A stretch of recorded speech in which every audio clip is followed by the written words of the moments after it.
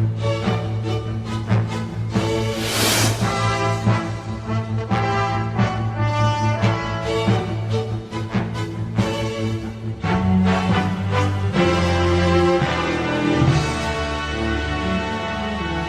강의 이제 107번째. 아마 잘하면 아마 2번 정도 이렇게 강해가 되고 누가복음이 이제 맞춰지지 않을까 이런 생각을 해봅니다. 오늘 설교의 제목은 그리스도의 십자가입니다. 여러분들이 잘 아는 십자가, 귀에도 걸고 목에도 걸고 지갑에도 붙어 있고 교회당마다 첨탑에 다 붙어 있는 이 십자가. 오늘 이 십자가에 대해서 우리가 한번 공부하도록 하겠습니다. 우리 잠깐 기도할까요? 하나님, 부족한 자에게 말씀을 붙이셨으니 아버지여, 이 붙인 자의 모든 생각과 뜻이 섞이지 않게 하시고 온전히 성령님의 말씀이 선포될 수 있도록 도와주시옵소서. 감사하며 예수님 이름으로 기도드렸사옵나이다. 아멘. 기독교는 왜 십자가를 따르는가? 왜 십자가에 열광하는가? 세상의 구원자라고 하는 예수는 왜 이 세상에 와서 좀 더 멋있게 있다 가지 않고 왜 고난을 받아야 했고 고통을 받았는가? 그리고 왜 교회는 이런 것들을 그렇게 중요하게 다루고 있는가? 우리는 오늘 사실 어떻게 보면은 그거 다 아는 얘기 아니야?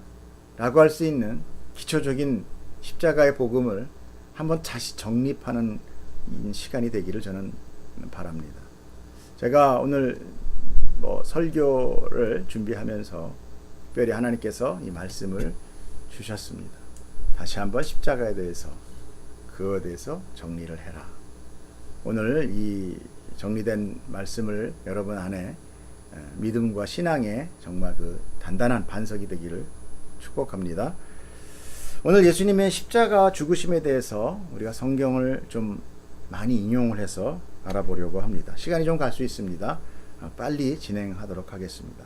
첫째, 십자가는 어떻게 일어난 걸까요? 예수님께서 그냥 의지적으로 우리를 사랑하셔서 한 걸까요? 아닙니다. 하나님의 뜻이었습니다. 어떻게 하느냐?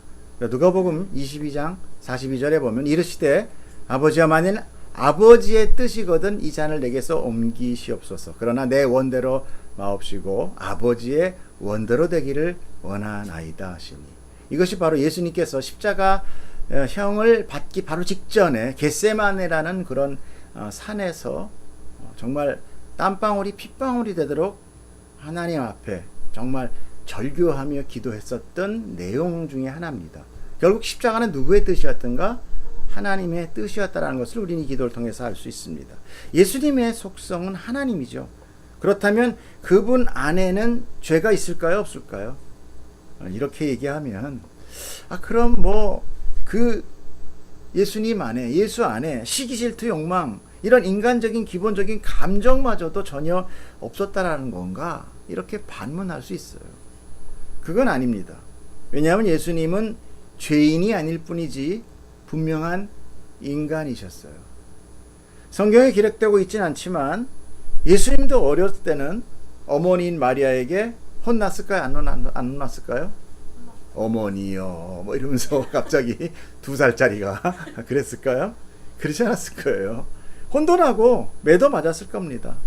동네 아이들과 장난도 치고 또 다툼도 있었을 것입니다.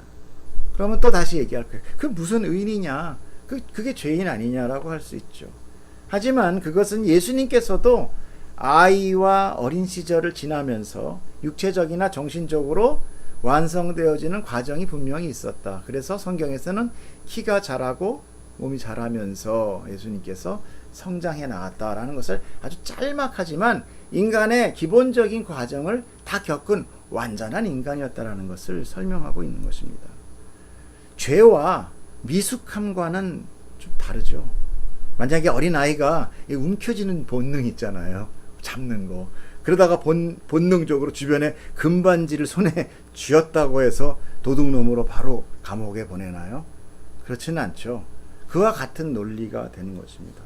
그러므로 우리가 보는 죄는 이 세상의 어떤 규범이나 도덕적으로 국한된 판단일 뿐인 것이죠. 그러면 하나님께서 규정하는 죄란 무엇일까?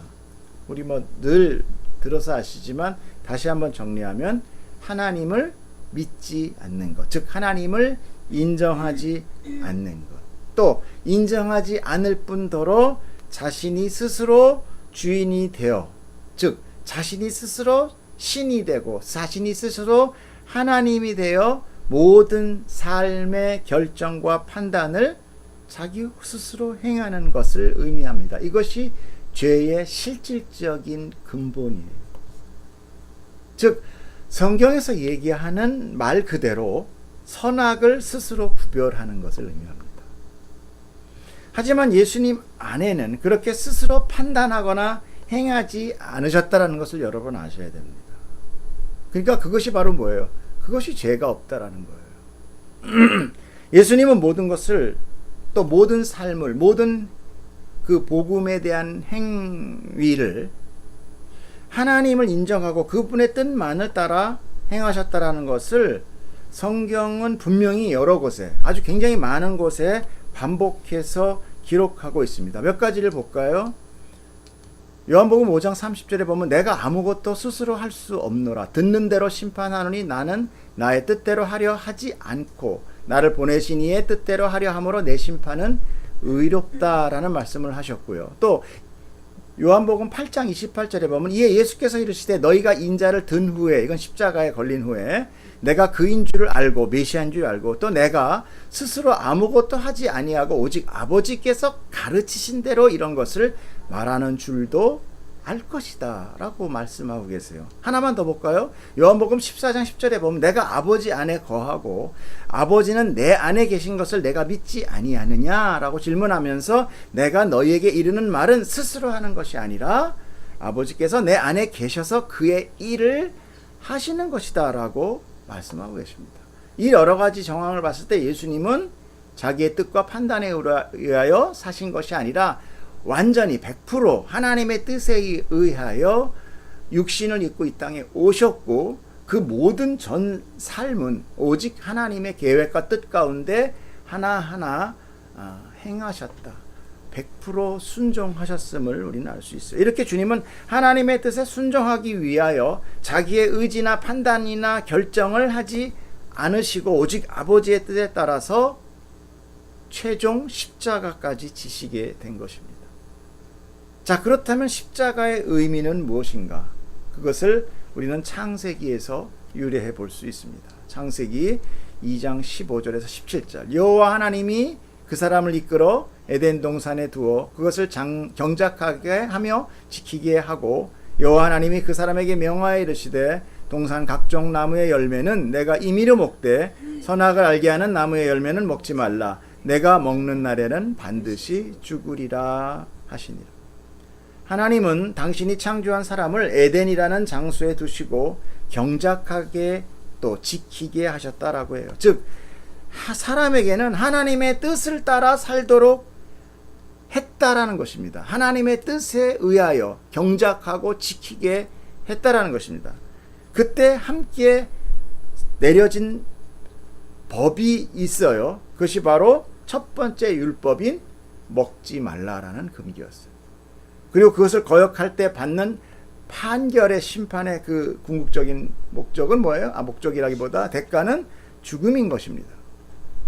그러므로 아담의 범죄는 죽음을 피할 수 없게 된 것이에요. 왜? 그 선악과의 범죄 이코로 사망이거든요. 그 수에 뭐 다른 거 없습니다. 그러므로 아담 이후에 모든 사람이 모두 동일하게 이 법을 적용받게 된 거예요.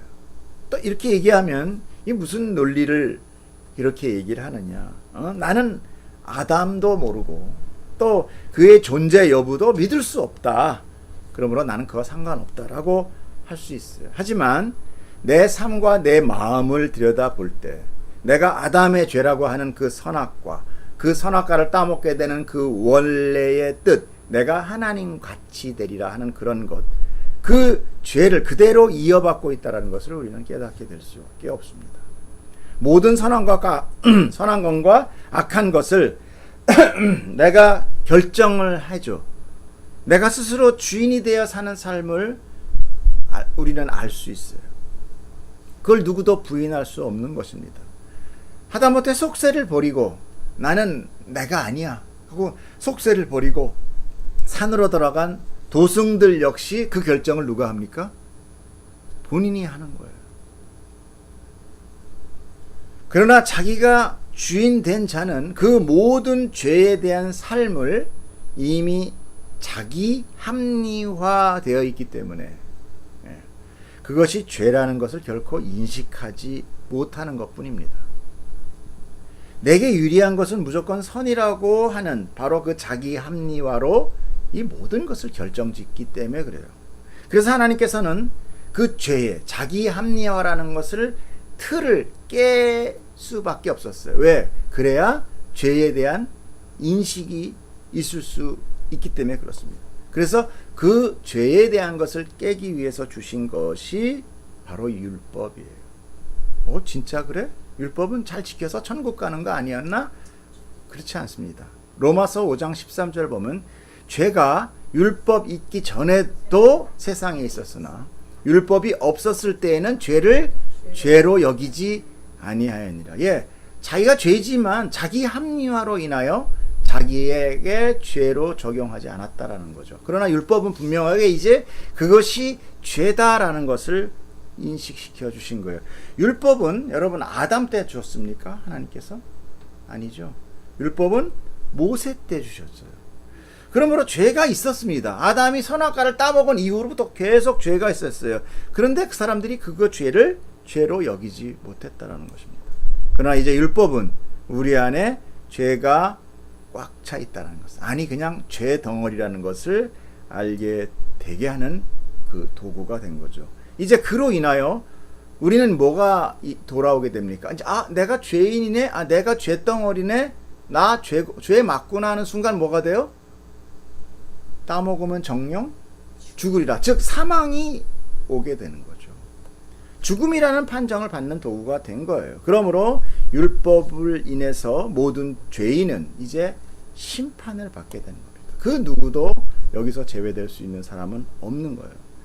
아니 사실 이미 판결을 받은 것과 같습니다. 왜냐하면 아담이 죄를 짓고 어떻게 됩니까? 에덴에서 쫓겨나죠. 그 쫓겨남이라는 것이 바로 뭐냐면 하나님과의 단절을 얘기하는 거죠. 하나님과 단절. 그때는 어떻게 했습니까? 하나님과 함께 살았어요.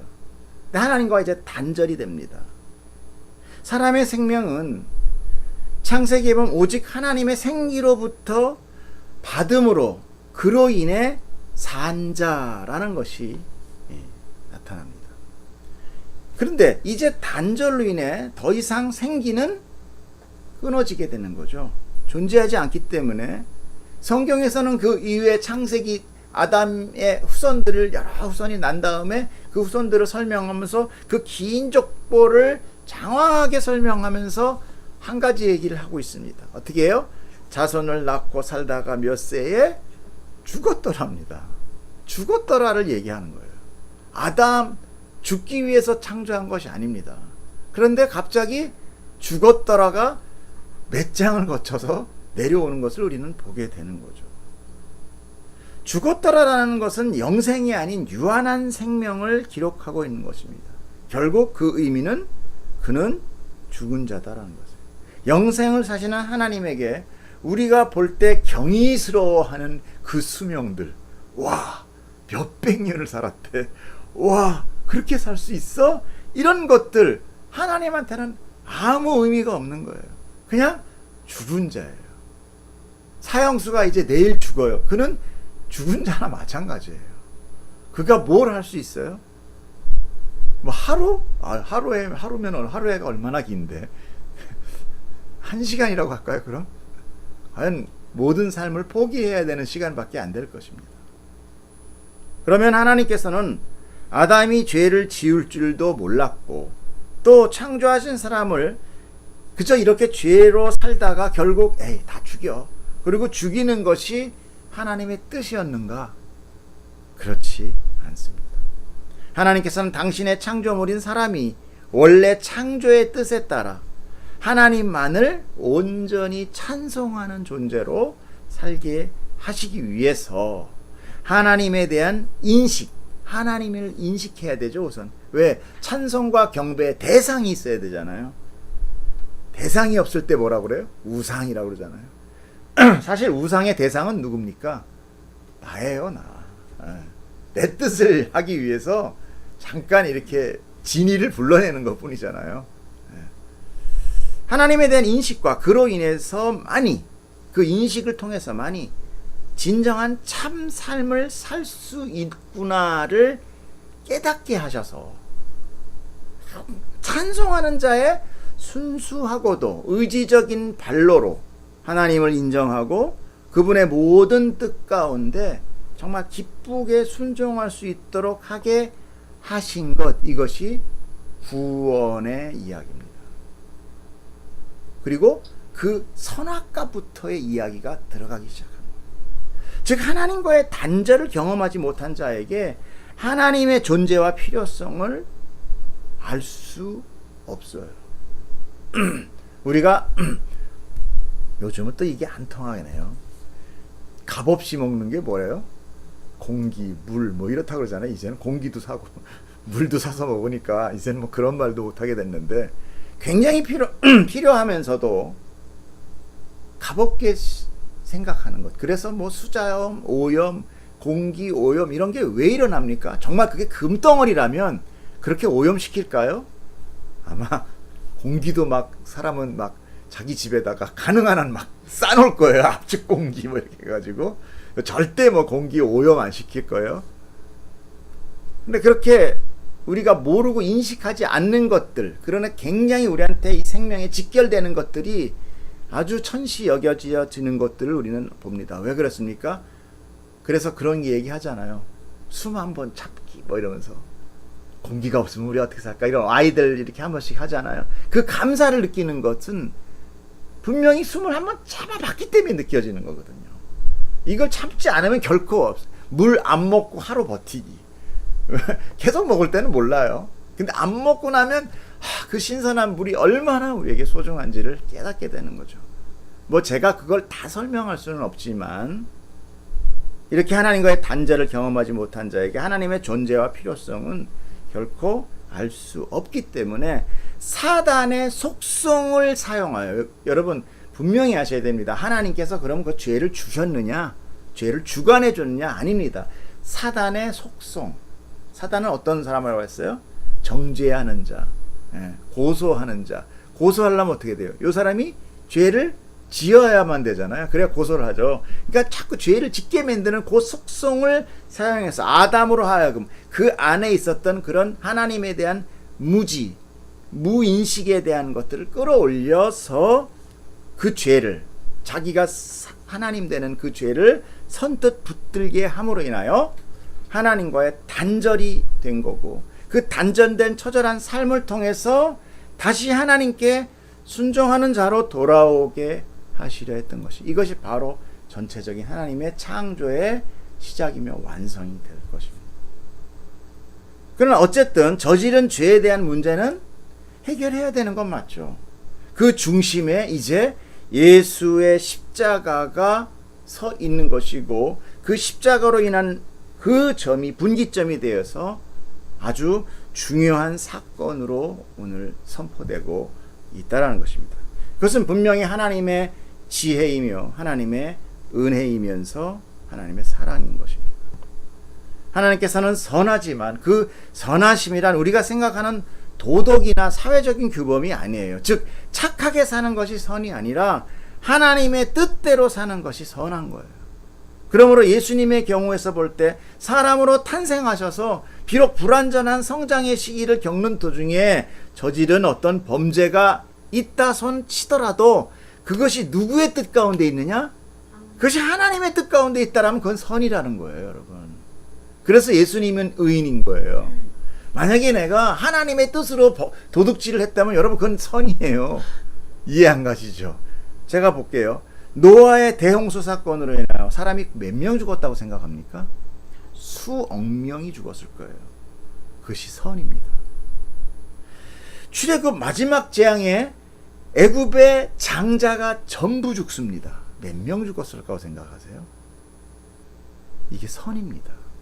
수많은 애굽의 군대가 홍해 안에 갇혀 수장되어 죽습니다. 이게 뭐라고 생각합니까? 살인입니까? 선이에요. 가나안 정복으로 인하여 그 안에 있는 족속들, 그 5족속, 7족속인가요? 그 족속들을 멸하실 때 이스라엘에게 어떻게 명령을 하시냐면, 너희들이 그 안에 들어가서 정복하게 되면은 남녀 노소, 즉 어린 아기까지 다 죽여라 라고 명령하십니다. 여러분, 이게 악입니까? 선입니까? 여러분, 이걸 분명히 가를 줄 알아야 여러분이 믿음 생활을 할 수 있는 겁니다. 이거를 깨닫고 인정하지 못하면 결코 하나님을 안다고 할 수 없어요. 성경을 안다고 할 수 없어요. 하나님을 믿는다고 할 수 없는 겁니다. 그런데 그럼에도 불구하고 하나님께서는 또 뭐라고 그래요? 공의로우십니다. 공의로웠다는 건 뭐냐면, 당신이 선포한 심판 또는 언약에 대해서 절대 결코 변질하거나 포기하거나 변경하지 않는다는 거예요. 그러므로 하나님이 뭐라고 하셨습니까? 네가 선악과를 먹으면 정령 죽으리라 한 그 선포는 절대 중간에서 자 이제 없는 거로 쳐 이렇게 안 하신다라는 거예요. 그러므로 죄의 삭은 사망일 뿐인 거예요. 이제 하나님께서는 앞서 언급한 당신의 창조의 뜻인 자발적이며 기쁨의 순종을 위한 당신의 백성 만들기 프로젝트, 이 프로젝트를 위해서 또 그러나 그럼에도 불구하고 당신의 공의에 대한 성품으로 인하여 죄에 대한 심판, 즉 사망에 대한 문제를 해결해야만 했던 것입니다.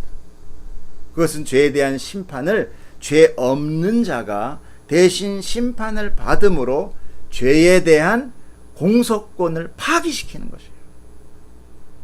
공소권은 원래 검사가 하는 거라고 하더라고요. 그러나 어찌됐건 죄가 되는 것을 없애버리는 거죠. 그러므로 죄가 사람을 종으로 삼아요. 그렇죠?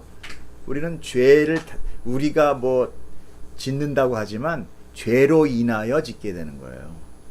여러분, 죄로 인하여 우리가 탐심과 음심과 그런 비판과 이런 것들이 생기는 거예요. 그러니까 죄가 사람을 마치 종으로 삼듯이 삼아서 죽음으로 몰아가지만 결국에 죄의 목적은 뭐예요?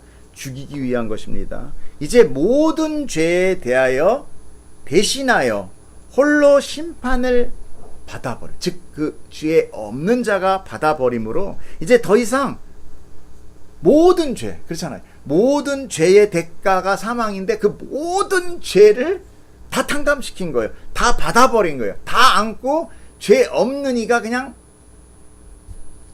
심판 받아버린 거예요. 더 이상 일사부재리의 원칙에 의해서 똑같은 죄를 2번 적용할 수 없는 거예요.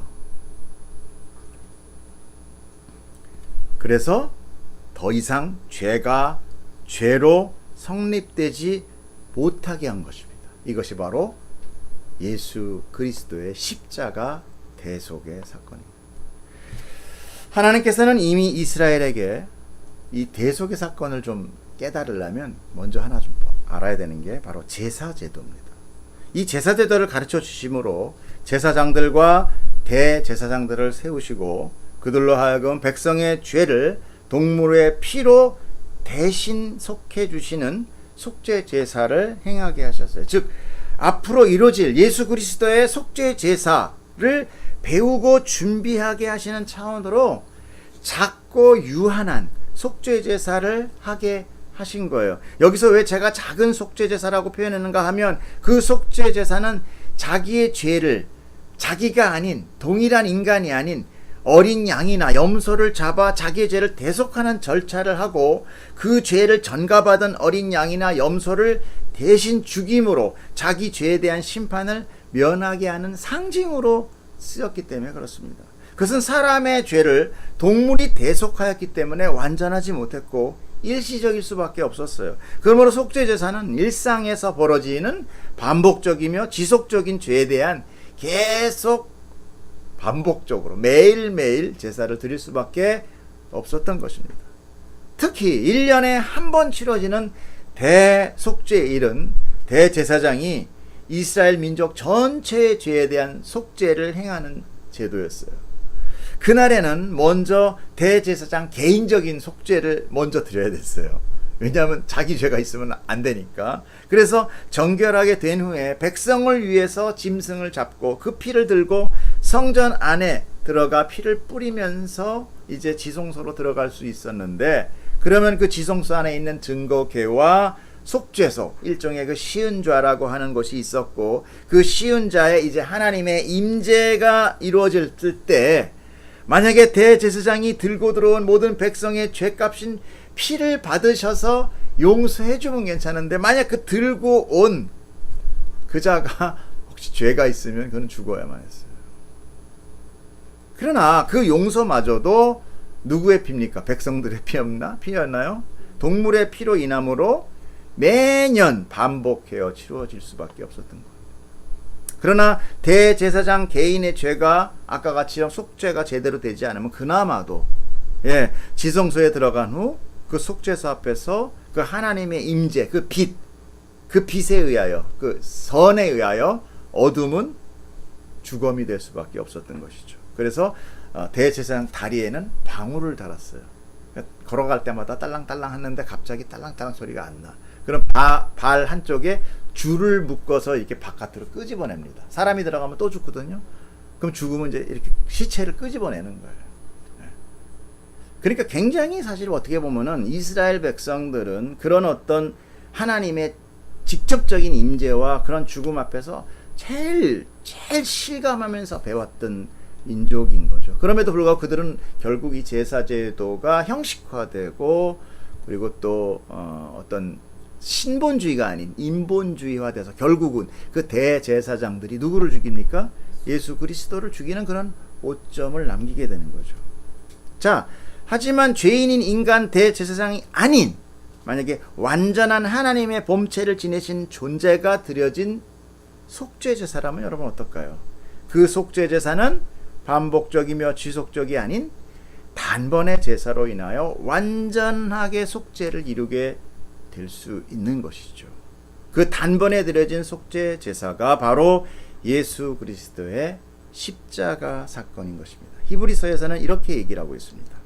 그는 저 대제사장들이 먼저 자기 죄를 위하고 다음에 백성의 죄를 위하여 날마다 제사 드리는 것과 같이 할 필요가 없으니 이는 그가 단번에 자기를 드려 이루셨다.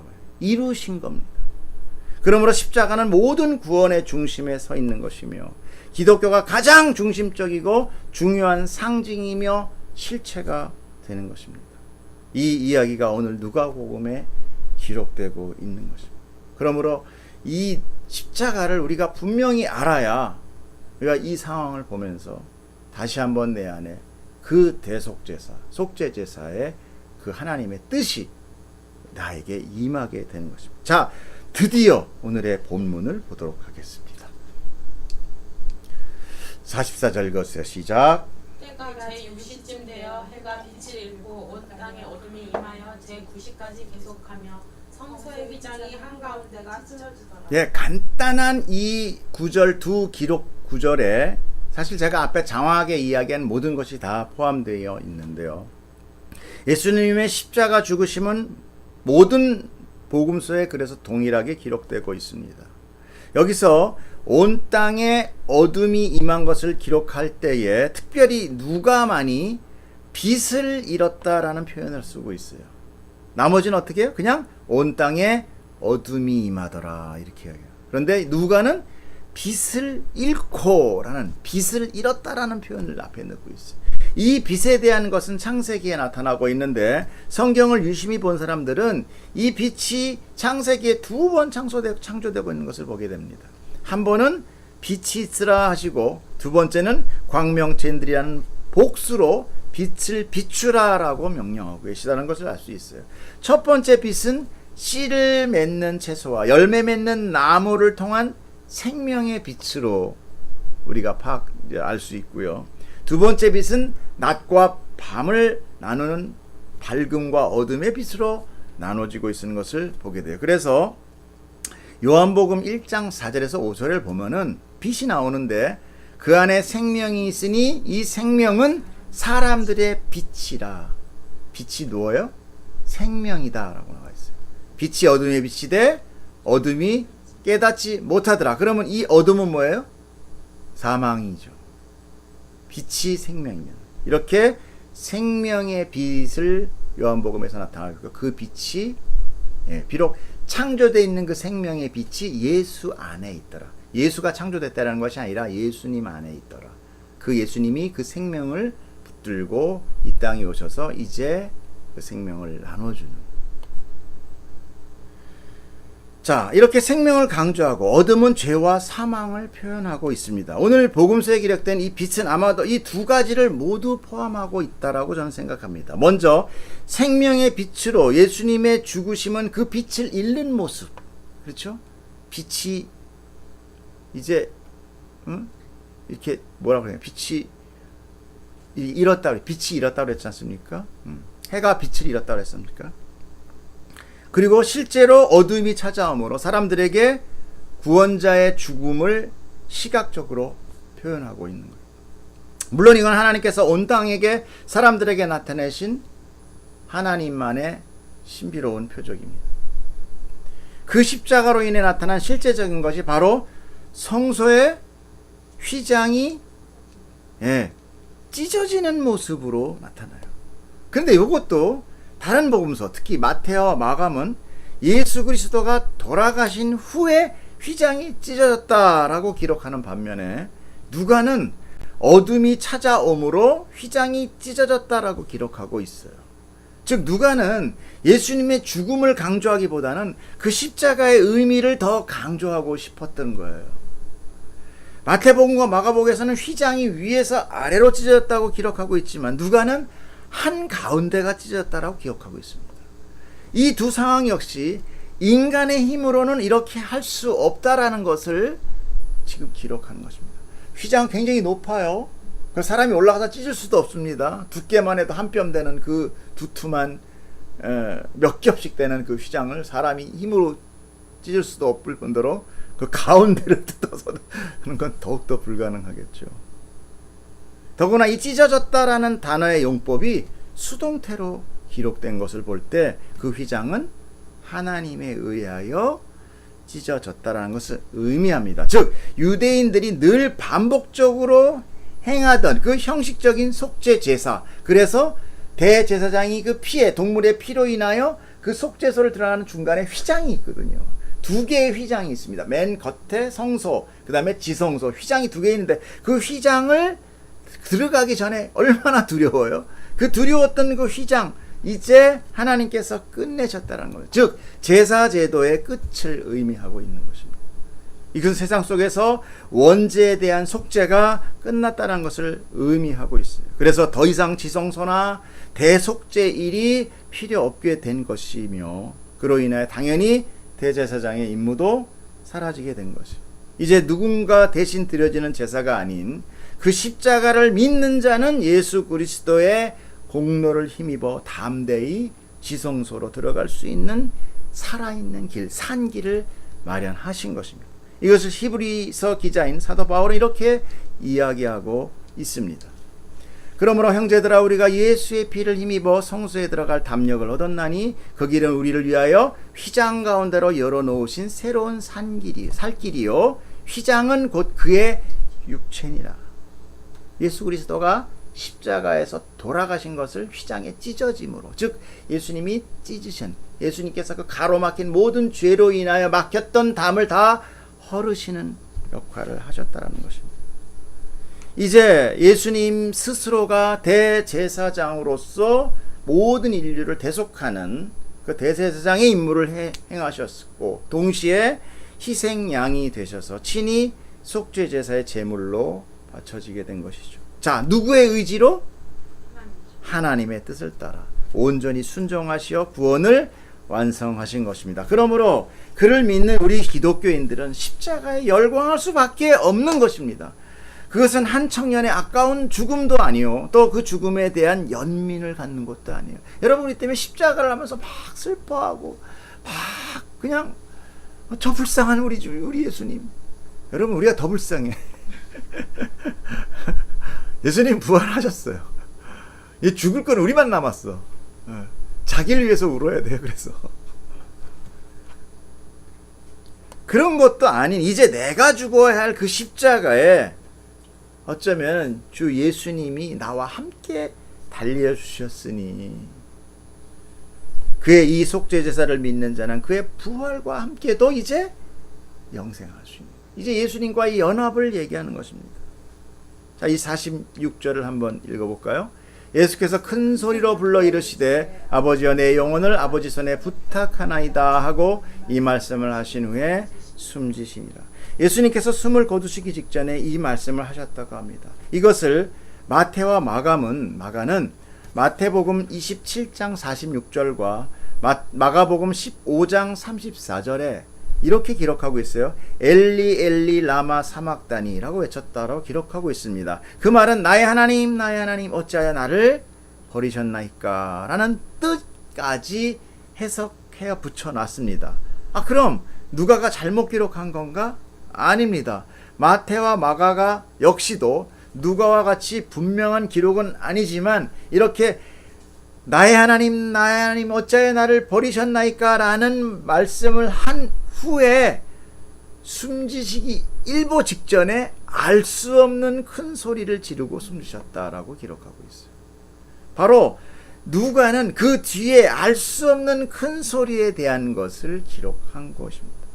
그런데 이 말씀은 주님이 고통이나 괴로움의 외마디 소리가 아니라 오히려 성경이 이루어지고 있음을 마지막 순간까지 보여주고 계셨다는 거예요. 이거는 정말 하나님이 아니면 하실 수 없는 것이죠. 그래서 이 말씀은 어디에서 인용이 되었는가? 시편 31편 1절부터 5절을 한번 보겠습니다. 여호와여 내가 주께 피하오니 나를 영원히 부끄럽게 하지 마시고 주의 공의로 나를 건지소서. 내게 귀를 기울여 속히 건지시고 내게 견고한 바위와 구원하는 산성이 되소서. 주는 나의 반석과 산성이시니 그러므로 주의 이름을 생각하셔서 나를 인도하시고 지도하소서. 그들이 나를 위하여 비밀이 진 그물에서 빼내소서. 주는 나의 산성이니시이다. 내가 나의 영을 주의 손에 부탁하나이다. 진리의 하나님 여호와여 나를 속량하셨나이다. 속량하여 주시옵소서가 아니라 속량하셨다라고 얘기합니다. 이것이 바로 부활로 연결이 되는 거죠. 이 시편의 내용은 대적들로부터 구원을 호소하는 다윗의 시입니다. 주님은 이제 사망으로 들어가시며 그 이후에 모든 것을 누구에게 부탁하고 있습니까? 하나님께 의탁하고 계세요. 물론 그 전에도 하나님의 뜻 가운데 모든 것을 행하셨어요. 그러나 이제 죽음 이후의 모든 모든 완성까지도 하나님께 의탁하고 있다는 것입니다. 주님의 이 기도를 통해서 하나님께서는 예수 그리스도를 저 사망에서 건지시고 그는 부활할 수 있게 된 것입니다. 여러분 어떻게 그걸 아느냐? 베드로전서 1장 3절에 뭐라고 같이 읽을까요? 우리 주 예수 그리스도의 아버지 하나님을 찬송하리로다.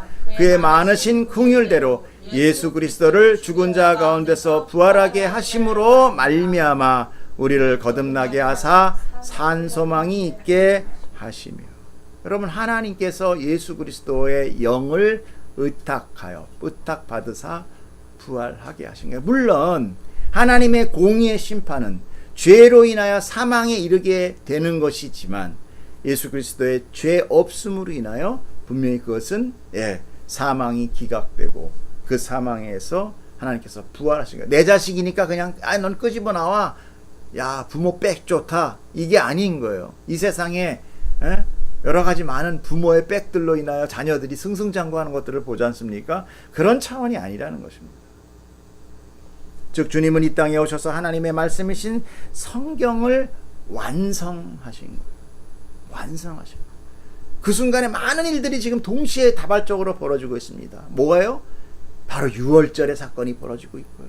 죄가 넘어가고 그 피의 양쪽에 발린 걸로 인하여 이제 이 애굽에서의 그 죄 가운데서 이제 탈애굽하는, 그래서 이제 광야로 하나님의 나라로 뚫려가는 그 길, 그 휘장이 갈라지는 것이 바로 뭘로 의미됩니까? 홍해가 갈라지는 것으로. 그래서 이제 그 막혔던 홍해가 이제는 광야로 하나님의 나라로 갈 수 있는 그 길이 열리는 그런 거와 계속 오버랩되면서 하나님의 모든 구약이 완성되고 있다는 것을 우리는 보게 돼요. 이제 그 말씀의 완성이신 예수 그리스도의 십자가와 부활을 믿는 자는 그와 함께 죽되, 여러분 죽습니다. 그러나 그 죽음은 자기 죄에 대한 심판이에요. 하나님은 뭐라고 했습니까? 공의예요. 우리는 우리 죄로 죽습니다. 그리고 부활할 수 있어요? 못해요. 근데 어떻게 부활합니까? 다시 사는 것은 오직 예수 그리스도의 생명으로 사는, 그와 연합된 자, 그로 인해 그의 부활에도 참여할 수 있게 되는 것입니다. 로마서 마지막 보고 말씀 마치겠습니다. 만일 우리가 그의 죽으심과 같은 모양으로 연합한 자가 되었으면 또한 그의 부활과 같은 모양으로 연합한 자도 되리라. 그러므로 여러분, 우리가 예수 그리스도와 연합되는 것이 얼마나 소중한 것이 모릅니다. 연합이 뭐를 의미합니까? 연합이 뭐를 의미해요? 여러분, 마지막으로 이 얘기만 한번 하고 합시다. 연합이 뭡니까? 연합은 내가 죽는 거예요. 여러분, 연합이라고 해서 나와 예수가 동일하게 그 안에서 살면서 서로 악유하며 살아간다, 여러분 이렇게 생각하십니까? 왜 내가 예수를 주인님이라고 합니까? 종은 자기의 의지가 없는 거예요. 주인이 마당 쓸어라 했는데 한 30% 쓸었는데 뒷간 가서 정리해라 그러면 이거 다 안 쓸었는데요 라는 자기 의지를 표명한 게 아니라 내려놓고 가서 광 치우면 되는 거예요. 그게 종이에요. 근데 우리는 늘 어떻게 해요? 예수와 함께 서로 의논하고 토론하고 가끔은 내가 이기고 뭐 이러면서 사는 거로 생각을 합니다. 이 연합이라는 자체가 내가 죽는 거예요. 내가 죽어야 예수 그리스도와 연합이 돼요. 여기에 내려놓은 자기 부인의 이 기독교의 원리가 들어가 있습니다. 저는 오늘 주님의 십자가 죽으심에 대해 그 말씀을 일일이 하나 한 절 한 절 주석해 드릴 수도 있었어요. 그러나 우리가 너무나 잘 아는 십자가와 예수 그리스도의 죽으심과 또 부활에 대해서 왜 우리는 십자가를 사랑할 수밖에 없으며 왜 예수 그리스도의 연합이 중요한지를 저는 오늘 제가 아닌 성령님은 여러분들이 더 알기를 원하셨던 것 같습니다. 여러분, 이것이 바로 복음입니다. 그 복음은 그저 내가 아는 지식으로 끝나는 것이 아닌 우리의 믿음 안에서 매일매일 반복되고 그 감동은 우리에게 새롭게 받게 되는 것입니다. 여러분, 이 넘치는 은혜를 여러분 사모하며 늘 우리의 죄를 깨달을 때마다 하나님의 은혜를 붙드는 여러분 되기를 축복합니다. 기도하겠습니다.